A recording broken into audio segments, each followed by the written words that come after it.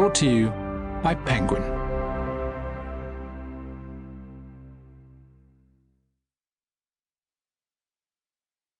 The Pressure Principle, written and read by me, Dave Alred. Introduction. Under Pressure.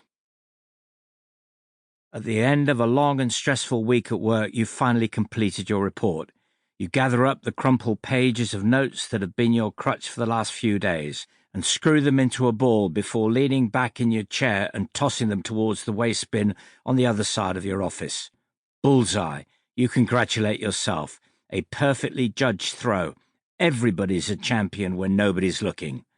Jack, a colleague, walks in, smiling mischievously. "A pound says you can't make that throw again," he says.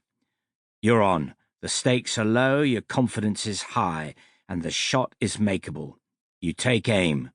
"Whoa, not so fast, hot shot," interrupts Jack. "Let's make this a bit more interesting." Jack heads down the corridor to summon everybody on your floor, offering them bets on the throw, telling them it's easy money, that you'll never make the shot from 20 feet. Soon your office has more people than ever before, and the jar containing the stake money is half full. It doesn't stop there. In his new role as bookmaker, Jack spreads the word.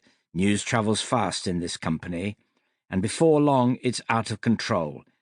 Your office is rammed with people, crowding the corridors, pressing up against the windows, and the bets are being laid thick and fast.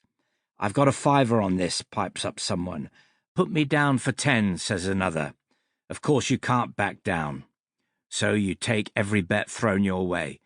Even the CEO gets in on the act, waging a cool 50 quid that you won't make it. The chatter is incessant, the tension palpable. The pot is swelling.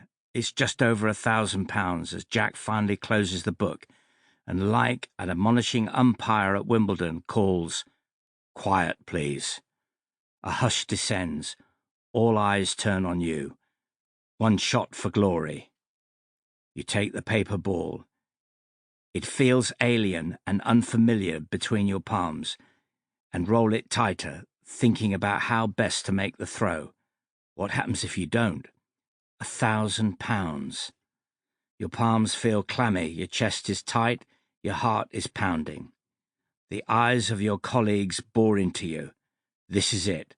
Your putt for victory in the Ryder Cup. The last-minute penalty to win a World Cup final. Your chance to make office history. With dry mouth and knotted stomach, you take back your arm. How did I do it before? You tried to visualize it going into the bin as you bring your arm forward and release the paper ball. It leaves your hand, and the room draws breath as it arcs through the air. Pressure defined. We all have our own definition of pressure. For some, it's the pressure to present to a new client at work. For others, it's the stresses involved in running their own business. Many of us face the pressure to juggle long hours at work with being a good parent at home, and plenty know all too well the pressure to make ends meet. It's not just this objectively serious kind of pressure we can relate to.